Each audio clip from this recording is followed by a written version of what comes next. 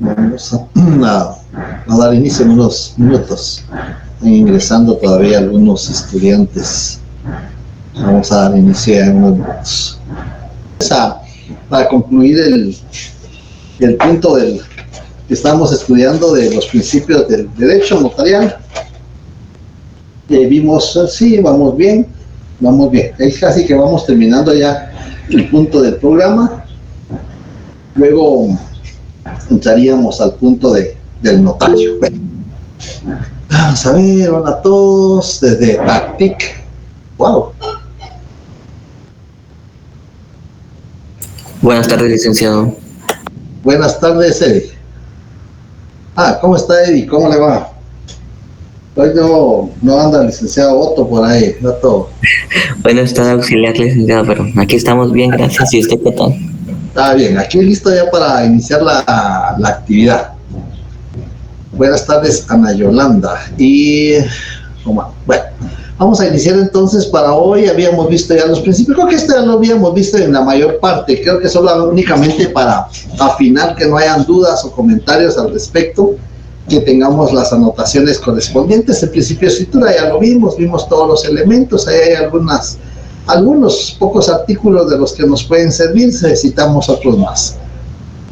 El principio de forma también lo vimos las tres clases de requisitos: esenciales, no esenciales y los especiales. El principio que no hemos visto es el principio de extraneidad. Este principio de extraneidad, más que todo, va muy concatenado, va muy unido al principio de imparcialidad. El notario es imparcial, a diferencia del abogado. El abogado es parcial porque el abogado defiende los derechos de su cliente. El notario es imparcial. Es imparcial porque no defiende derechos de nadie, únicamente asesora, únicamente cumple con los requisitos de ley para verificar un negocio jurídico, y como consecuencia de eso el notario tiene que ser imparcial. ¿Cómo se regula o cómo podríamos encuadrar ese principio en la legislación? Bueno, hay varias formas como nosotros podemos encuadrar este principio de imparcialidad en la legislación notarial. Uno de ellos es como el principio de extraneidad, de extraño. A eso viene el término, principio de extraneidad, de actuar con extraños. El notario, según la doctrina, solo puede actuar con extraños, en el sentido amplio de la palabra. Eso porque lo que se refiere es que el notario no puede actuar con parientes. Y una de las prohibiciones lo tenemos en el artículo 77 del Código de Notariado, donde se determina que en el numeral 4, que al notario le es prohibido autorizar actos o contratos a favor suyo o de sus parientes. Está en el artículo 77. Y entonces, si actúa con parientes, el principio de imparcialidad se pondría en duda. Entonces, para evitar que se ponga en duda el principio de imparcialidad, entonces no puede actuar con parientes. Parientes dentro del grado de ley, tanto por consanguinidad como por afinidad. Otro elemento encontramos en el artículo 30 del Código de Notariado. Cuando se va a verificar un acto o un contrato, lo vemos en el artículo 30 del Código de Notariado, donde se regula que en todo acto o contrato, el otorgante que se obligue hará constar de manera expresa si sobre los bienes que motivan el acto o contrato existen o no gravámenes o limitaciones, cuando estos puedan afectar los derechos del otro otorgante. Y el notario les advertirá de las responsabilidades en que incurra si así no lo fue. Es decir, el notario le va a advertir qué responsabilidades va a incurrir la persona si sobre el bien que está vendiendo, si sobre el bien que está disponiendo, pesan gravámenes o limitaciones. Hay quienes consignan gravámenes, limitaciones, anotaciones, pero el código nos exige, la ley nos exige que consignemos si existen gravámenes o limitaciones. Entonces, ese es principio de imparcialidad. También otro elemento que encontramos en cuanto al principio de la imparcialidad está en el artículo 29, numeral 11.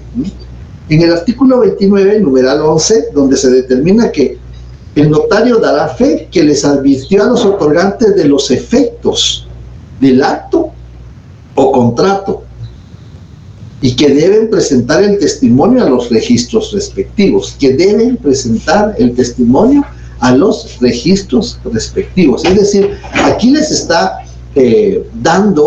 está aplicando el principio de imparcialidad, que tiene mucha relación con el principio de extraneidad. Entonces vemos ahí que a eso se debe este principio de extraneidad, porque no puede actuar con sus parientes ni a favor suyo, y además de eso, que el principio de imparcialidad, donde tiene que aplicar el artículo 30 del Código de Notariado y el 29, numeral 11 del Código citado. A eso se refiere entonces el principio de extraneidad. El principio de inmediación, me recuerdo que ya lo habíamos explicado, habíamos mencionado relacionado a que el notario tiene que estar presente desde el momento del requerimiento hasta el momento de la autorización del instrumento público, y esa presencia la va a materializar con las antefirmas. La antefirma ante mí, el notario está haciendo constar que él estuvo presente, porque todo lo que consigna, dice, el infrascrito notario da fe que lo escrito me fue expuesto. Eso lo de haberles advertido de la obligación de presentar el testimonio al registro, de haberles advertido del pago de los impuestos. Eso lo consignamos al final de la escritura, y entonces ahí estamos materializando el principio de inmediación con la antefirma ante mí. Y luego tenemos otro grupo de principios que creo que no habíamos mencionado algunos de ellos, como por ejemplo el principio de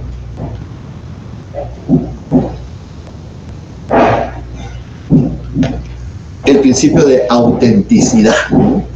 El principio de autenticidad se refiere que el notario le da validez, le da autenticidad a los actos o contratos.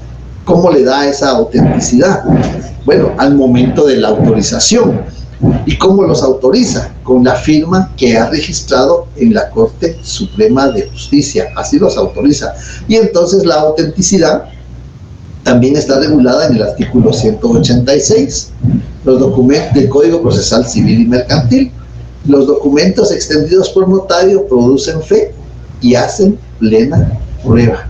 Se tienen por auténticos, producen fe, es decir, se tienen por auténticos. Y entonces vemos ahí el principio de autenticidad, que es el momento en que el notario le da valor jurídico a lo redactado al autorizar el instrumento público. El principio de unidad de acto, me recuerdo que lo vimos en la sesión del viernes, si no fue así, o si hay alguna duda, 186 del Código Procesal Civil y Mercantil, correcto, así es, Román. Si hay alguna duda al principio de unidad de acto, que vimos que el principio de unidad de acto se da en 3 instrumentos públicos: en los testamentos, en las donaciones por causa de muerte y en las actas notariales. ¿Por qué se da en estos 3 instrumentos? Porque se consigna la hora en que inicia y la hora en que finaliza. Así se materializa el principio de unidad de acto. Y es más, en el artículo 42 del Código de Notariado vamos a encontrar donde está regulado este principio de unidad de acto, en el artículo 42, veamos acá.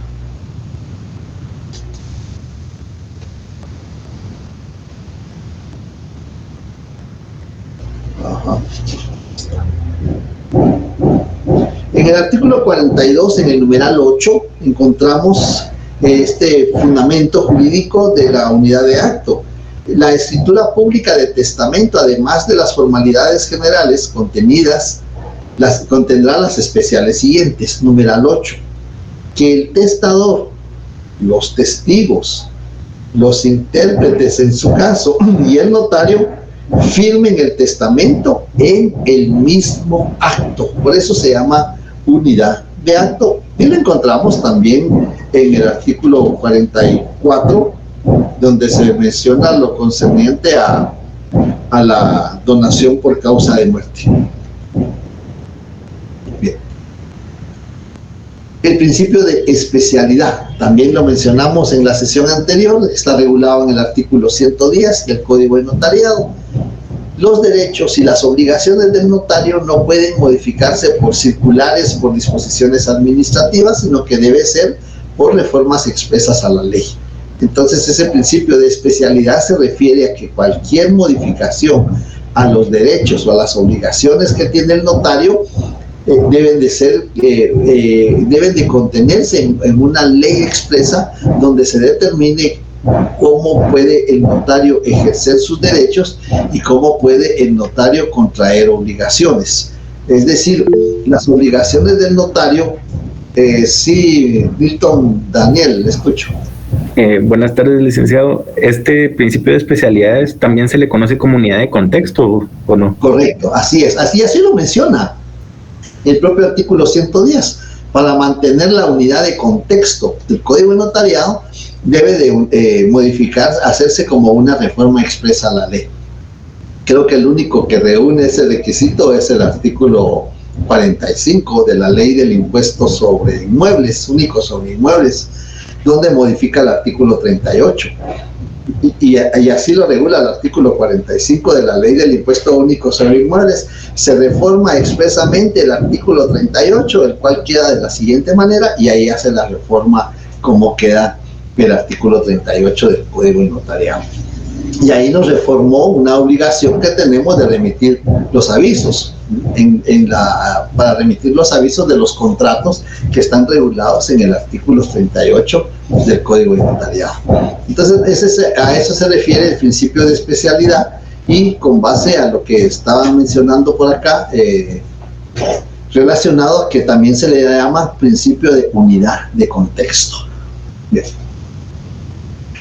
El principio de protocolo solo les voy a hablar de una forma así muy amplia, porque hay un punto del protocolo del programa, creo que es el punto 9 o 8 en el programa, que se refiere al protocolo, donde vamos a poder, sí, es el punto 9, el punto 11, es el último punto del protocolo, donde vamos a poder entrar un poquito más a fondo sobre algunos elementos del protocolo. Por el momento vamos a basar este principio con base al artículo 8 del Código de Notariado. ¿Qué es el protocolo? Y vemos que en el artículo 8 encontramos la definición, pero lo vamos a ir estudiando detenidamente, porque ese artículo 8 lo podemos dividir en dos partes. Vamos a ver la primera parte, que sería la parte instrumental, es decir, la parte de los instrumentos públicos. Y entonces en el artículo 8 del Código de Notariado vamos a encontrar la parte instrumental. El protocolo es la colección ordenada, escritura matriz, acta de protocolación, tomas de razón de legalización de firmas. 1947. En ese año entró en vigencia el Código de Notariado, el 1 de enero de 1947. 3 instrumentos públicos. Sin embargo, el 1 de julio de 1964 entra en vigencia el Código Civil, y en el artículo 962 del Código Civil nos viene a incorporar otro instrumento público. El artículo 962 del Código Civil regula lo siguiente. Perdón, no es el 962, estoy equivocado. 496.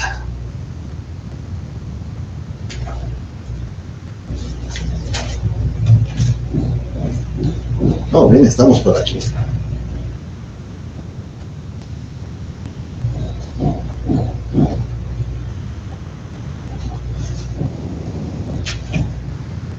O sea, aquí está, no es.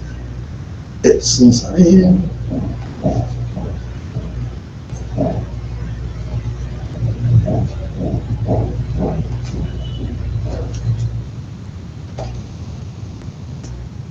Vamos a encontrar que en el caso del testamento cerrado, en el artículo 959, encontramos las formalidades del testamento cerrado.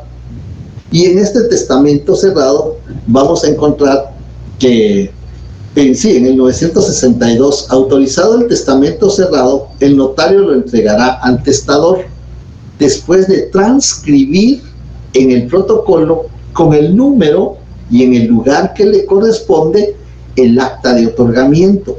Dicho instrumento será firmado también por todos los que en el acto intervienen. Entonces ahí tenemos el fundamento jurídico en el artículo 962, donde se determina que cuando se autoriza un testamento cerrado, el testamento cerrado lo vamos a autorizar en un sobre manila.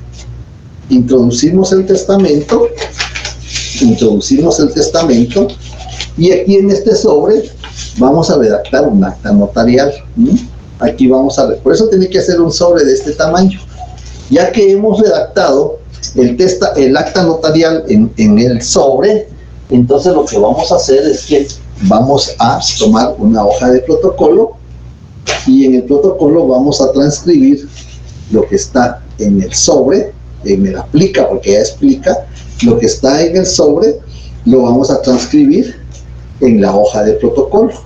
Entonces ese es el cuarto instrumento público que se autoriza en el protocolo. Conclusión, 4 instrumentos públicos que se autorizan en el protocolo: escritura matriz, acta protocolación, toma de razón de legalización de firma y transcripción del acta notarial que autoriza el testamento cerrado. Los 3, artículo 8 del Código de Notariado, y el cuarto, artículo 962 del Código Civil. Entonces ahí vemos la definición de protocolo.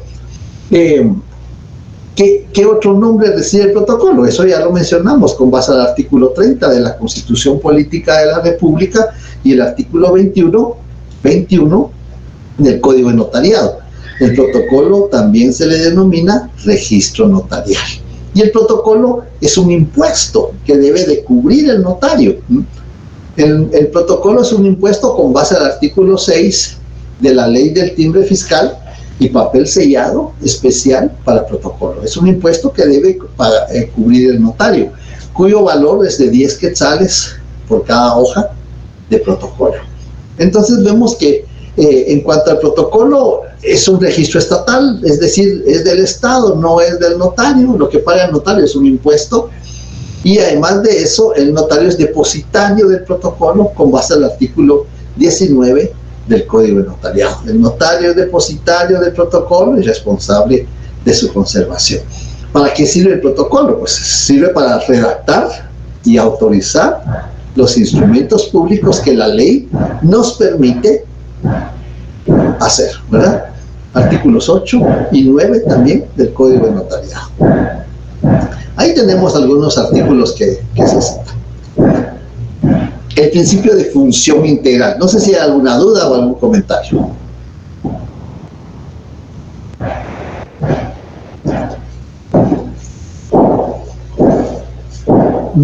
El principio de función integral. ¿En qué consiste esa función integral? Bueno, ya vimos que si la función notarial es el quehacer del notario, es la actividad que el notario desarrolla en el ejercicio de su profesión, la función notarial, pues la función debe ser integral. Esa actividad que el notario desarrolla debe de ser integral. Y entonces tiene 2 elementos: las obligaciones que tiene el notario y los gastos en que va a incurrir. Pero vamos a ver gastos de qué, porque eso es únicamente para tener una idea de lo que vamos a exponer. Las obligaciones. El notario tiene 2 clases de obligaciones, 2 grupos, 2 clases. Las obligaciones se clasifican en 2 grupos. Esto nos va a hacer más adelante, que lo vamos a ver detenidamente cuando estudiemos nuestra ley de colegiación obligatoria, cuando estudiemos nuestro código de ética profesional. Un grupo que se llama obligaciones propias de ser notario. Esto creo que ya lo he mencionado en algunas oportunidades. En el momento que se le impone la toga, el bonete al profesional, el momento que ha juramentado ante las autoridades de la facultad, en ese momento recibe la fe pública. En ese momento ya es notario, ya es notario. ya se le ha conferido el título, así le mencionan las autoridades. Le conferimos el título de notario. Por supuesto que el de abogado también, pero ahorita nos interesa el de notario. Se le confiere el título de notario. Ya es notario. Ahora vienen las obligaciones propias de ser notario. ¿Cuáles son esas obligaciones? Bueno, ejemplo, la colegiación profesional obligatoria, artículo 90 de la Constitución Política de la República, artículo 1 de la Ley de Colegiación Profesional Obligatoria. La colegiación profesional, eso es una obligación propia de ser notario. Otra obligación propia de ser notario es registrar la firma y el sello en la Corte Suprema de Justicia. Esa es obligación propia de ser notario, por el solo hecho de ser notario. Esos son algunos ejemplos para que comprendamos esa clase de obligaciones. A eso los tratadistas le han llamado obligaciones jurídicas. Claro, todas están en la ley, no pueden haber obligaciones que no estén en la ley. Lo que pasa es que para diferenciar, porque el otro grupo de obligaciones propias de ser notario, las encontramos en las obligaciones deontológicas, es decir, las obligaciones de ética. Cuando estudiemos el Código de Ética Profesional, nos vamos a dar cuenta que el notario tiene obligaciones de carácter ético. Su conducta, cómo debe de conducirse el notario. Como somos notarios, las 24 horas del día, los 365 días, pues somos notarios, entonces debemos de mantener esa conducta. Entonces, no como lo regula la ley de Código de Ética, no podemos tener una conducta licenciosa, es decir, hacer lo que se nos da la gana, no podemos. Porque atentamos en contra del prestigio y el decoro de la profesión. Entonces, esas son obligaciones deontológicas, de ética profesional. Ese es un grupo de obligaciones que tiene el notario.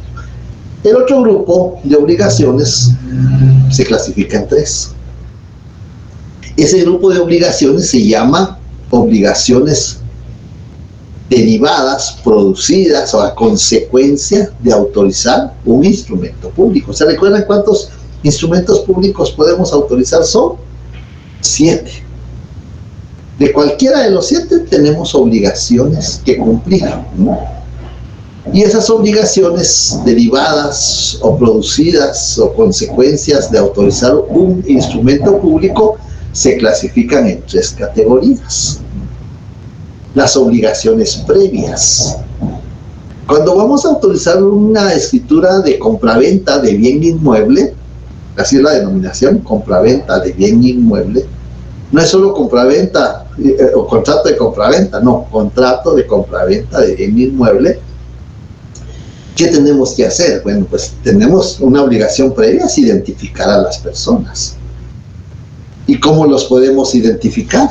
Pues en el artículo 29, en el numeral 3 y en el numeral 4, están las formas cómo podemos identificar a las personas, a los comparecientes. Les vamos a llamar ya por su nombre, comparecientes en una escritura pública, requirentes en un acta notarial. ¿Cómo los podemos identificar? Bueno, pues en el artículo 29, numeral 3, la fe de conocimiento. ¿Qué es eso? ¿Cómo es esa forma de identificar? Bueno, porque yo lo conozco. Yo conozco a la persona que va a comprar o que va a vender o que va a dar en arrendamiento o que va a otorgar un mandato o que va a recibir un mandato. Yo lo conozco. Pues fue mi vecino desde hace muchos años. Es mi vecino en la actualidad desde hace muchos años. Estudió conmigo en el posgrado, en la licenciatura, estudió conmigo en la primaria, estudió conmigo en básicos. Ahí ven ustedes que hay reuniones de ex compañeros de distinta categoría de educación, ¿no? De básicos, de diversificado, de promoción. Los conocemos, sabemos quién es. Entonces, cuando conocemos quién es la persona, damos fe de conocer. Entonces vamos a indicar: ante mí, fulano notario comparece, Juan Pérez, 40 años, casado, guatemalteco, de este domicilio, médico y cirujano, a quien doy fe de conocer. Ya lo identifiqué con fe. Pero muchos redactan aquella redacción que hacen en la calle, ¿verdad? En la calle, aquí estamos en la facultad. En la calle, persona de mi anterior conocimiento. Pues eso no es una forma de identificar, porque la ley no nos exige que consignemos si lo conocemos con anterioridad. La ley lo que nos pide es que demos fe de conocer. De que lo conocemos con anterioridad, cualquiera puede decir. Cualquier vecino, yo lo conozco desde hace tiempo. Cualquier vecino lo puede decir. Pero dar fe de conocimiento solo lo puede hacer el notario, nada más.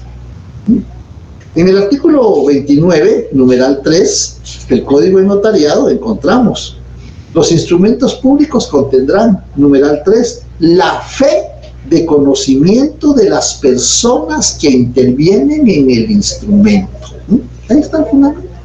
No es que nos estemos inventando, es únicamente la interpretación de la ley.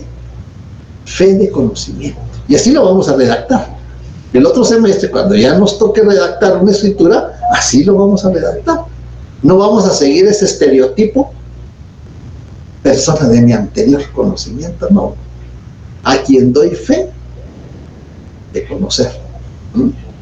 Entonces, esa es una obligación previa. ¿Y qué pasa si no lo conozco? Nunca lo he visto, hasta ahora viene y requiere mis servicios profesionales. Pues lo identifico a través del documento personal de identificación con base al artículo 29, numeral 4. Los instrumentos públicos contendrán, numeral 4, la identificación de los otorgantes cuando no los conociera el notario. Por medio de la cédula de vecindad, ya no existe la cédula de vecindad, y entonces aplicamos el artículo 18 del reglamento del Registro Nacional de las Personas.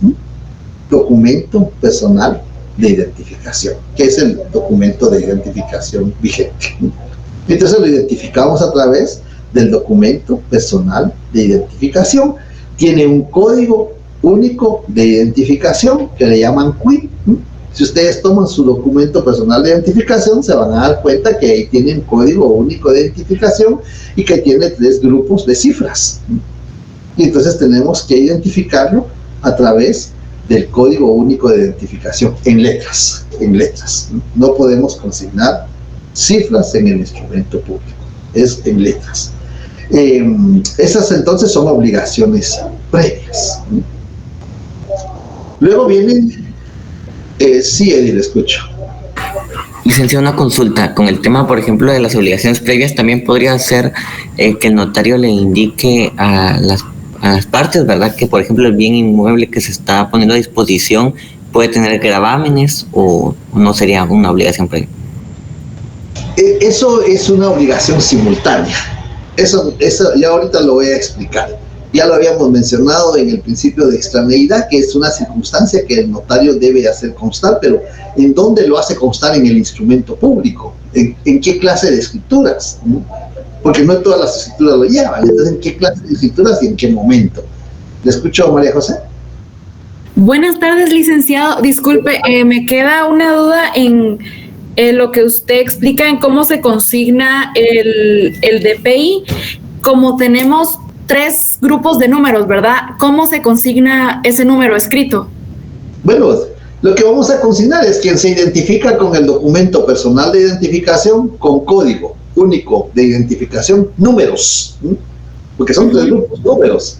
2320, 420.805, 0101. Ah, ok. Gracias, licenciado. Es que hay quienes le consignan espacio, pero eso no es necesario. Eso no es necesario consignar la palabra espacio, no sé por qué lo hacen. Bueno, eso lo podemos, cuando lo estamos escribiendo en letras, como lo escribimos en letras, ¿cómo se separan? Con comas. Así es la redacción. Bien, entonces eso lo vamos a ver cuando veamos la técnica notarial en el próximo semestre, cómo vamos a redactar los instrumentos públicos. Pero, claro, le doy respuesta a su pregunta. Les decía que esas son las obligaciones previas. Claro, hay más obligaciones, pero ahorita no quiero evadir mucho con esto, porque incluso lo vamos a ver en un tema. Le escucho yo.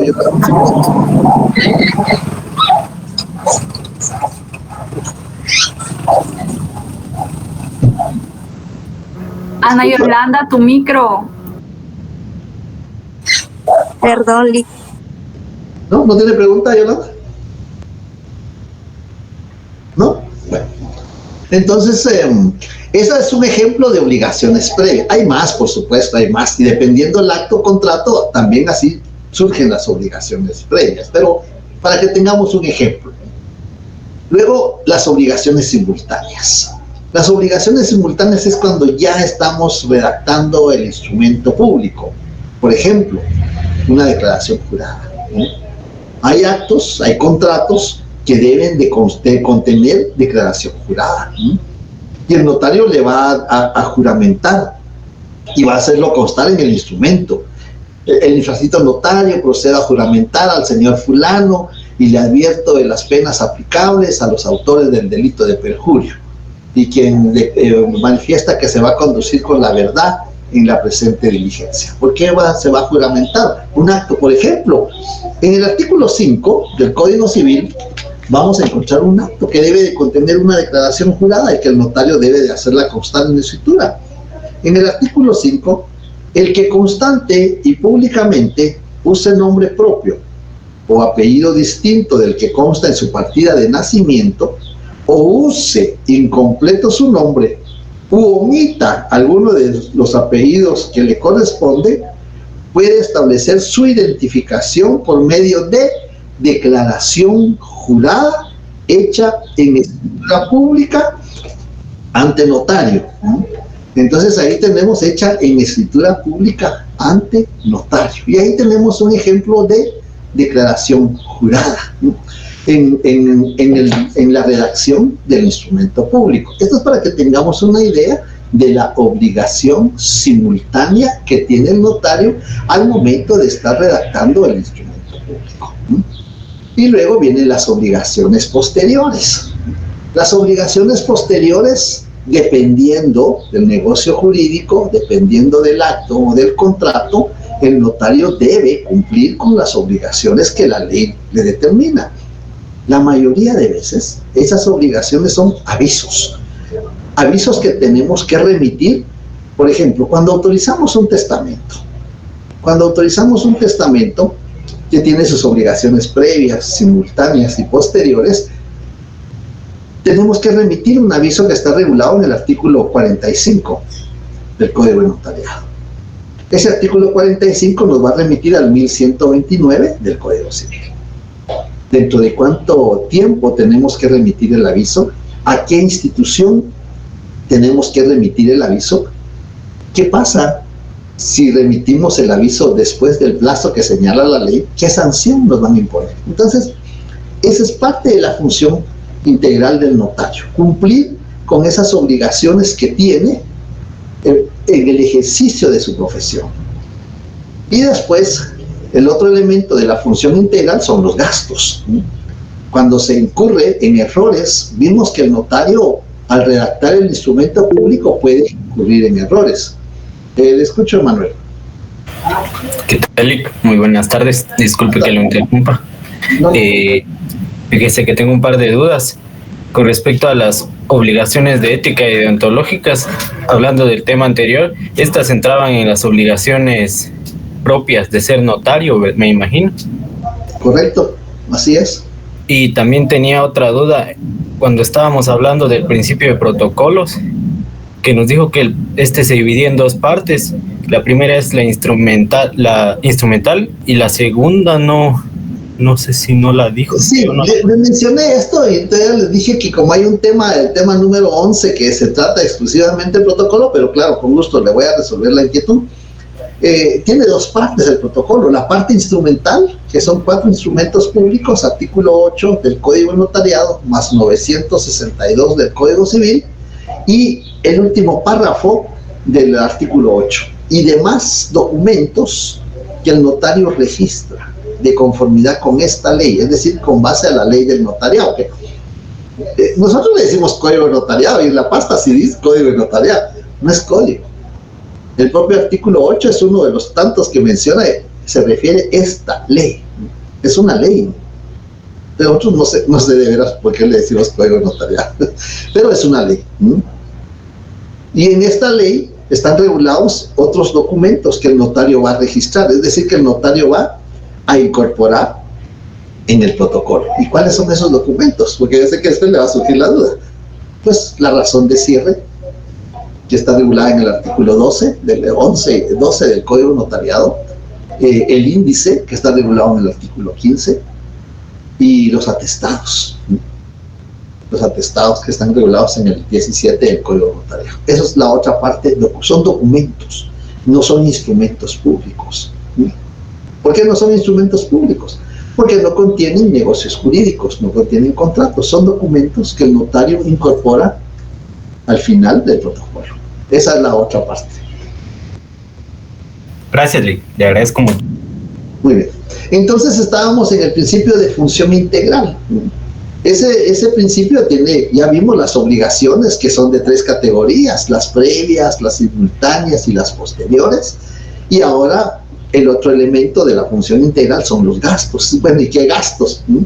Porque de conformidad con el contrato de servicios profesionales en el 2026-2027 del Código Civil, determina que la parte que contrata está obligada a cubrir los gastos de escritura, los gastos también que incluyen los gastos de escritura, los impuestos, los honorarios, las inscripciones en los registros.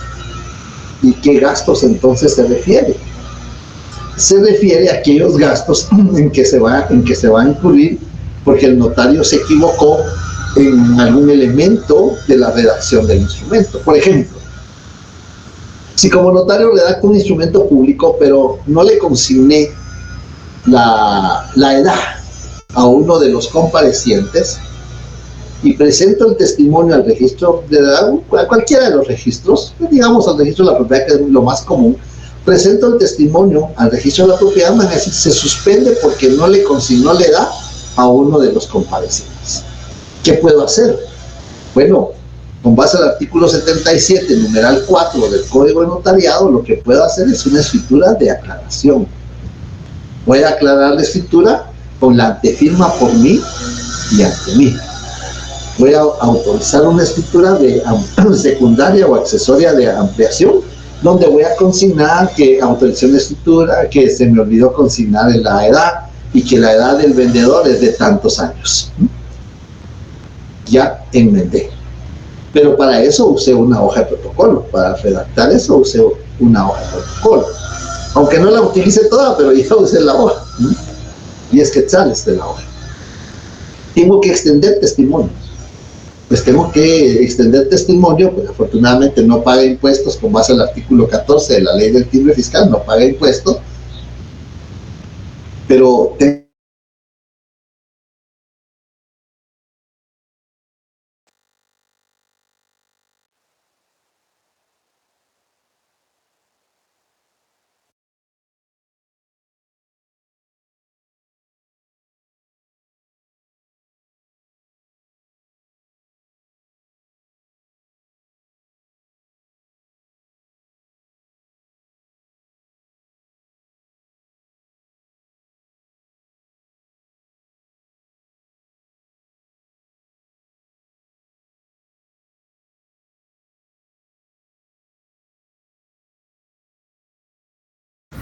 Compañeros, disculpen, ¿ustedes escuchan?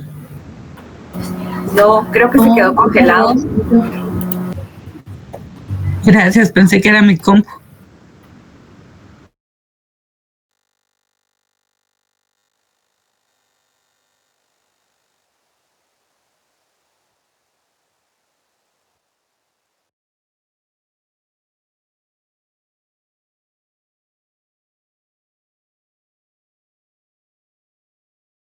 ya estamos de vuelta. Entonces decía que se va a utilizar algunos, se va a incurrir en gastos.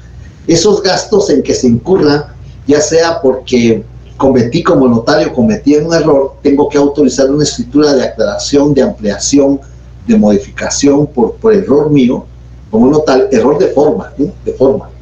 Vimos que hay errores de redacción. ¿Cómo se enmiendan los errores de redacción? Testados, adicionados, entrerenglonados, excedidos, fuera de margen. Error de forma, escrituras de ampliación o modificación. En el artículo 77 del Código de Notariado vamos a encontrar que al notario le es prohibido autorizar actos o contratos en favor suyo o de sus parientes.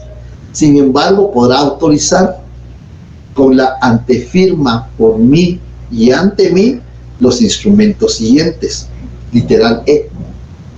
Las escrituras de ampliación o aclaración que tengan por objeto único enmendar errores u omisiones de forma en que se hubiere incurrido, siempre que no sean de los errores que regula el artículo 96 del Código de Notariado. Entonces vemos que hay distintas clases de errores, errores de redacción, errores de forma, y hay otros errores de forma, pero que están regulados en el 96 y que esos ya no los podemos enmendar con la antefirma por mí y ante mí. En eso vamos a incurrir en gastos. Vamos a incurrir en gastos si también deterioramos el protocolo, si echamos a perder alguna hoja de protocolo, pues vamos a incurrir en gastos. Y eso lo encontramos en el artículo 97 del Código de Notariado, donde se regula este elemento de la función integral. Los gastos que ocasione la reposición de protocolo serán por cuenta del notario, quien a su vez podrá reclamar el valor de dichos gastos de la persona que resulte culpable. Es decir, si yo cometo un error como notario, para enmendar ese error, tengo que buscar la forma cómo enmendarlo. Si es de forma, pues lo puedo hacer. Omití la edad de uno de los comparecientes, una escritura de aclaración, ¿vale? Aclarando que consigné que por error, no por error involuntario, no, porque eso no es cierto. Los errores no son voluntarios, entonces no podemos decir por error involuntario, no, si los errores no son voluntarios, los errores son por descuido, por imprudencia, por ignorancia, pero no son por voluntad. Yo no sé por qué dicen es que es un error involuntario, no, si los errores son errores. Entonces, consignamos que cometí error y que el apellido perdón, que la edad del vendedor es de 40 años. Ya, una escritura por mí y ante mí. Lo vamos a ver ya despacio cómo se redactan, porque aquí solo estoy dando una pequeña idea nada más, cómo se redacta ese instrumento público. Esos gastos que provoque los tengo que sufragar. A eso se refiere. Cuando presento el testimonio al registro de la propiedad, la regla general son 160. Cuando el contrato, el valor de la compraventa de inmuebles es de 10,000 quetzales, tengo que pagar 160 en concepto de honorarios por inscribirlo en el registro. Si me lo suspenden, de esos 160 me descuentan 25 quetzales. Y cuando lo vuelvo a presentar, tengo que pagar los 160. Lo que me devolvieron, les tengo que sumar los 25 de mi bolsa, porque me los había dado al cliente. Le tengo que sumar los 25 de mi bolsa para poder enmendar el error. Le escucho, María José. Licenciado, disculpe, por mi conexión no le escuché mucho cuando explicaba lo de qué sucede cuando no consigna la edad.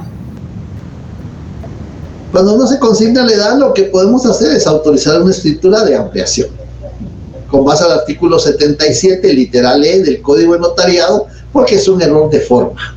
Es decir, omití un elemento de forma no esencial, la edad, y entonces lo puedo aclarar lo puedo resolver o enmendar de la palabra. Lo puedo enmendar con una escritura de ampliación que la voy a autorizar por mí y ante mí. ¿Qué quiere decir eso? No necesito que llamar a mis clientes que vengan a firmar porque lo puedo autorizar solo como notario. A eso se refiere.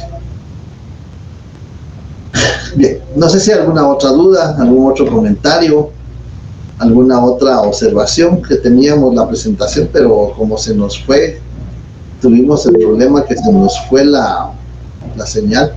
Escucho, Verónica. Buenas tardes, licenciado.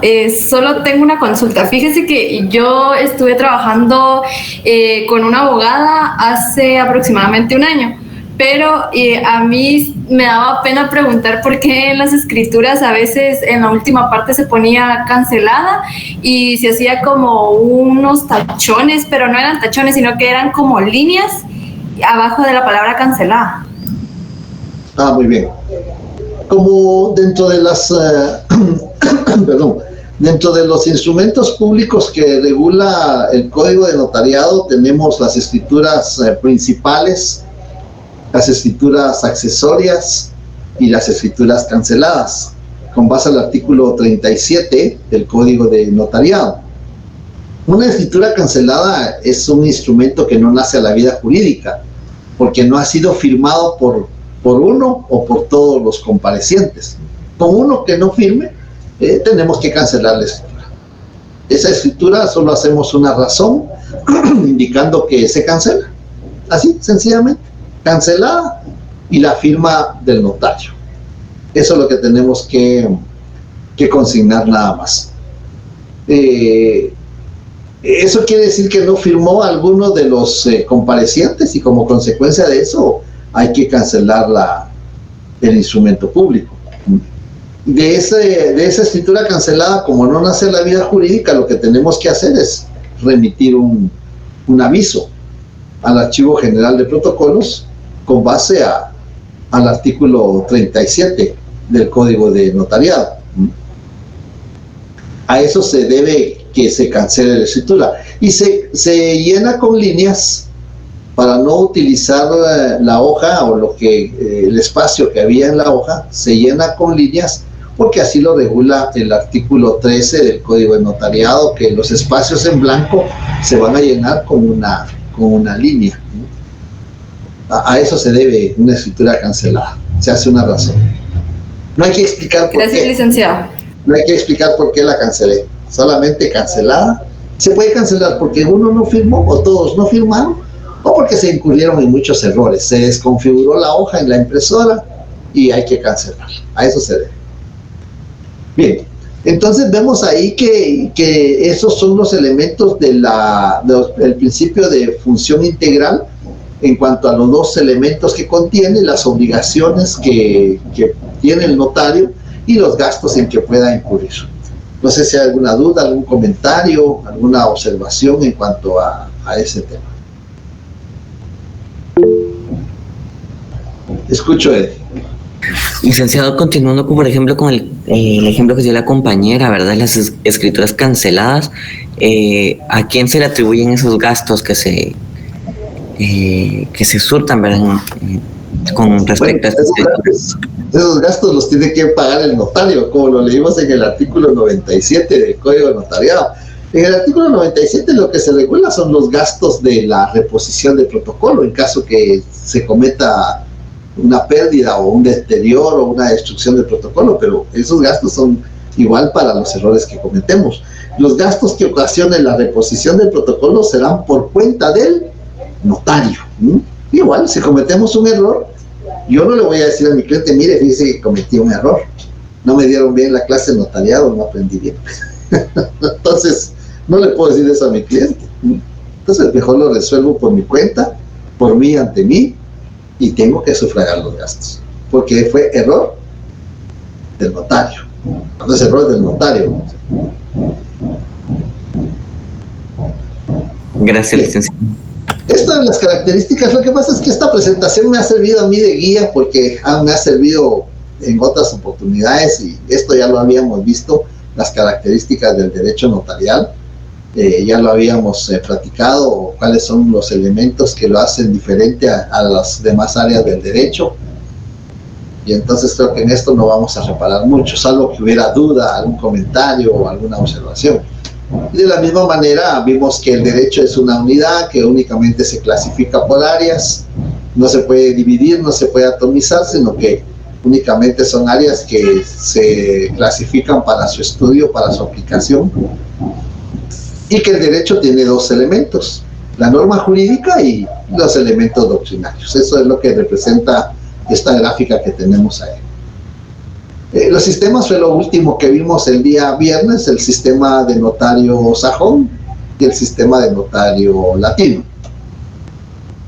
Dentro de las características que tiene cada uno de ellos, vimos que el notario latino tiene fe pública, el notario sajón también tiene fe pública, ambos tienen fe pública, pero el notario sajón solo tiene fe pública para autenticar firmas, nada más.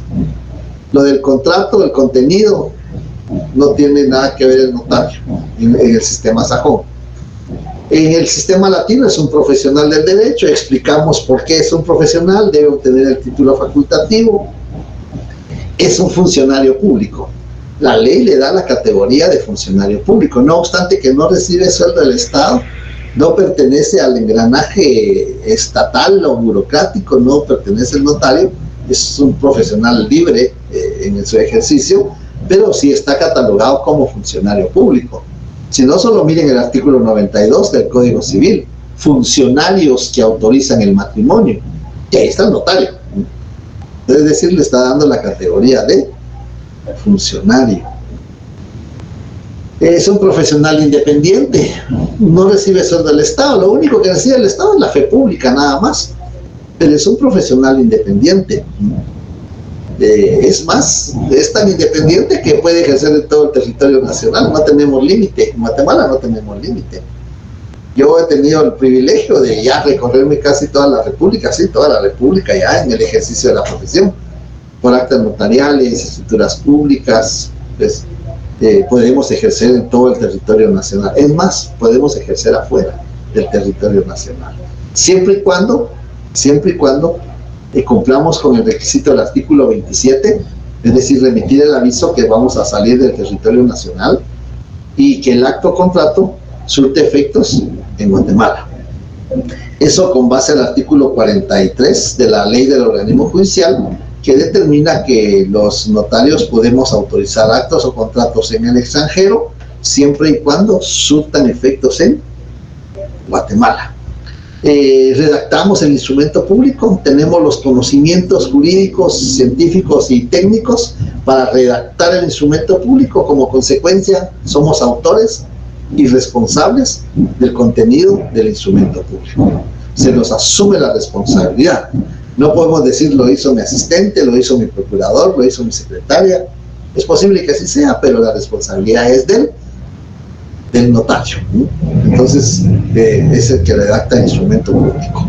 Aparte de eso, es imparcial. Ya vimos el principio de extraneidad, es una base para el principio de imparcialidad.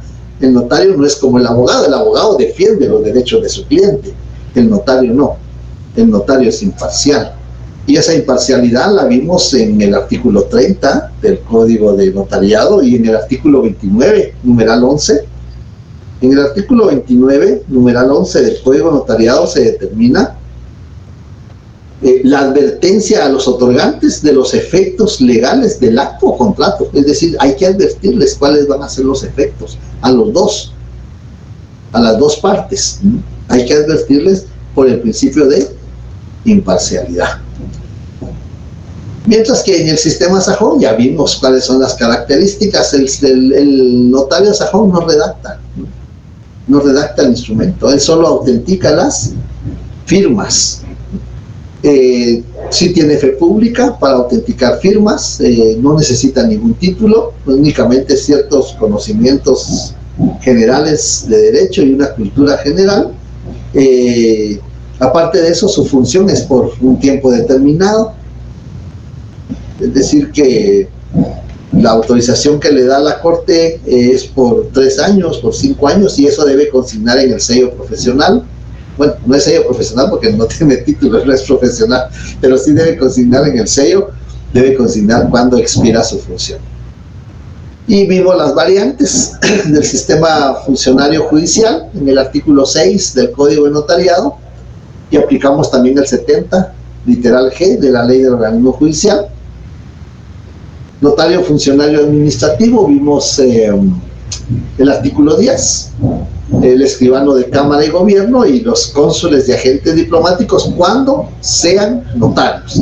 Y aquí sumamos el artículo 43 de la ley del organismo judicial. El notario de profesión libre, que somos nosotros, tenemos profesión libre porque podemos ejercer en todo el territorio nacional. Lo que necesitamos es tener el domicilio en la República, que es uno de los requisitos que están en el artículo 2 del Código de Notariado. Y podemos ejercer en el extranjero, ya lo habíamos explicado. Notario de número numérico de oposición, eso se utilizó en Guatemala después de la independencia, se utilizó durante un tiempo, en la época de la colonia, notario de número, pero como eran muy pocos notarios, hubo necesidad de autorizar a los jueces que ejercieran el notariado, porque había muy pocos notarios, esa era la razón. Pero después se quitó el notario de número y se quedó el notario de profesión libre, permitiéndole hasta la vigencia de la ley de organismo judicial actual que los jueces pudieran ejercer la función de notarios cuando se cumplieran los requisitos que exige el artículo 6 del Código Notariado. Bien, entonces ahí estamos terminando ya el punto del programa. El próximo viernes entramos ya con el otro punto que se llama el notario, donde vamos a ver otros elementos relacionados con la función del notario. No sé si alguna duda, algún comentario, alguna observación, algo que no haya quedado claro, ya sea de hoy o de las sesiones anteriores. Joseph, le escucho. ¿Qué tal, Lick? Nuevamente yo lo vuelvo a molestar. No me molesta, Joseph, por favor, no, de ninguna manera. Gracias por aclararlo, Lick. Fíjese que tengo duda con respecto al sistema de notario de número, el numérico de oposición. Fíjese que yo estaba viendo que los anteriores tienen remanentes en la ley, pero no dio ningún remanente en la ley sobre ¿verdad? ¿No hay alguno? No, ya no hay ningún remanente, ninguna reminiscencia, porque desde antes de la época de don Justo Rufino Barrios, antes era un oficio, por eso todavía muchos dicen mis oficios notariales, pero cuando vino don Justo Rufino Barrios, que él era notario y él llegó a ser presidente, en esa época él le traslada a la Universidad de San Carlos la facultad de otorgar el título, y entonces ya no es un oficio, sino que ahora es una profesión, porque se requiere el título facultativo. Hasta antes de Justo Rufino Barrios existió el notario de número, pero después desapareció y ya no se encuentra regulado. Entonces, de tal manera que de Justo Rufino Barrios al actual Código de Notariado, creo que han habido 2 anteriores más, ya no se regulaba el notario de número, porque ya no se aplicaba en Guatemala. En la historia sí está que había notario de número, que había que depositar una cantidad de dinero para poder ejercer, porque no había colegio. Bueno, el colegio profesional tiene ya 200 años. Entonces, pero como antes era colegio de abogados de Guatemala, no era abogados y notarios. Eso hasta hace poco que se le incorporó de abogados y notarios, porque el título que se reconocía antes era el de abogado. Sin embargo, en eso de número ya no se aplicó en Guatemala. Entonces no hay ningún antecedente más que histórico en un material que les vamos a enviar. Es el único antecedente que hay. Regulación jurídica ya no. Ese sistema se usa en Centroamérica, se usa en Panamá, en la mayoría de los países de Sudamérica. En México se utiliza también el sistema de número. En Europa, en España y en Francia se utiliza el sistema de número. En Guatemala no hay antecedente. Lick, disculpe, otra duda.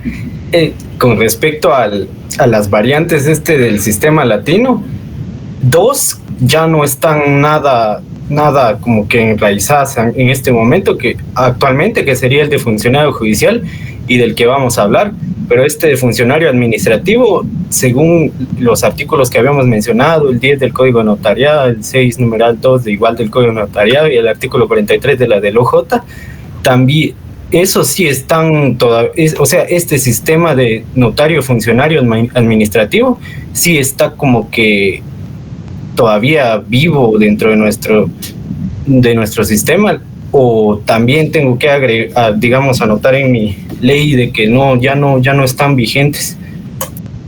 No, sí están regulados, están vigentes, están regulados, pero solo hay 3 casos. El notario escribano de Cámara y Gobierno es un funcionario administrativo. Él o ella, no sé si es notario o notaria, en la actualidad no sé, pero recibe sueldo del Estado. Tiene instalaciones donde va a ir a prestar su función notarial. No puede actuar con particulares, porque es el encargado de autorizar los actos o contratos donde una de las partes o ambas partes son el Estado. Por ejemplo, el organismo judicial con el ejecutivo o el legislativo con el judicial, contratos que se dan de esa naturaleza o entre las instituciones del Estado, quien lo va a autorizar es el escribano de Cámara y Gobierno, que existe, está actual, y hay unos, cuando lleguemos en ese momento, vamos a ver qué ley regula al escribano de Cámara y Gobierno, que son acuerdos del Ministerio de Gobernación, porque ahí pertenece. Y ese es un funcionario, y los otros funcionarios son los cónsules o agentes diplomáticos. Los cónsules o los agentes diplomáticos en el extranjero, siempre que sean notarios, siempre que estén en el extranjero, porque si viene a Guatemala no puede ejercer la función notarial, salvo que se va al extranjero, que lo nombran como cónsul o embajador, que es el agente diplomático, el embajador, y si es notario, puede autorizar actos o contratos que surtan efectos en Guatemala. Entonces, eso sí está vigente todavía. Y también otra duda, disculpe mucho, habíamos mencionado en la clase, en esta misma clase, sobre 2 estados que aún se regían por la variante del sistema notario funcionario, que eran 2 estados, si no estoy mal, de Alemania. Es que yo no escuché bien los nombres en ese momento, pero los encontré en un documento de la UIN, y mencionaban a Baden y a Württemberg. No sé si eran esos los que había mencionado. Sí, esos son justamente que todavía siguen el sistema de judices cartulari, es decir, jueces que cartulan o jueces de notarios. Y sí, solo Baden y Württemberg son los únicos estados de Alemania que aún siguen aplicando este sistema. Las partes que desean realizar un negocio jurídico presentan un escrito ante los magistrados, y los magistrados resuelven, dictan una resolución, y eso hace las veces de instrumento público. Y como les decía, en Guatemala está regulado en el artículo 6 del Código de Notariado, donde los jueces podían ejercer la función notarial. Sin embargo, la ley de organismo judicial vigente ya lo prohíbe en el artículo 70, en la literal G, que los jueces y magistrados les es prohibido ejercer las profesiones de notario, que es lo que nos interesa, porque la de abogado la pueden ejercer, pero solo con sus parientes, no lo pueden ejercer con particulares, sino más que con sus parientes. Gracias, solamente. Gracias. Bueno, muy bien. Vivian, sí. Hola, Lick, disculpe, fíjese que yo apunté lo de las obligaciones de la función integral, pero tengo una duda. Aquí se supone que usted dijo que eran 2 divisiones, solo que a mí se me revolvieron y no sé cuál es cuál, porque tengo las obligaciones propias de ser notario y tengo las obligaciones derivadas de autorizar instrumentos públicos, pero en las obligaciones derivadas de autorizar instrumentos públicos, ahí es donde van las previas, las simultáneas y las posteriores, ¿no? Correcto, ahí es. Así es. Y de las propias de ser un notario, aquí iría lo de la colegiación, registrar firmas, y lo de obligaciones deontológicas, ¿en dónde iría? Ahí mismo, de las propias de ser notario. Es que las propias de ser notario se dividen en 2. Propias de ser notario se dividen en 2. Las que le llaman jurídicas o legales, porque están en la ley, que son esas que usted justamente anotó, la colegiación profesional, registrar la firma y sello, pagar el derecho de apertura de protocolo, que esos son propias de ser notario. Y la otra son las obligaciones deontológicas o de ética profesional. Gracias, Vic. Muy bien. Bien, entonces ya el día viernes empezamos otro tema del programa, En cuanto a un tema que hay que se llama evolución histórica del derecho notarial, les vamos a mandar algún material. Creo que hay un video y hay un documento que se los vamos a mandar por el aula de Classroom. Siempre les agradezco a todos los que ya tienen su nombre completo en el aula de Classroom, para que ya voy a pedir el listado oficial de los estudiantes que hay. Si hay alguien que sea oyente, pues bienvenido sea, pero sí necesito que me hagan la aclaración de que son oyentes o que están como oyentes, y porque ya vamos a ir preparándonos ya para ir material para los exámenes parciales. No sé si hay alguna otra duda, algún otro comentario. Si no, nos vemos el día viernes en nuestra próxima sesión virtual. Gracias, licenciado. Feliz tarde. A ustedes. Gracias, licenciado. Gracias, Feliz tarde, licenciado. Bendiciones.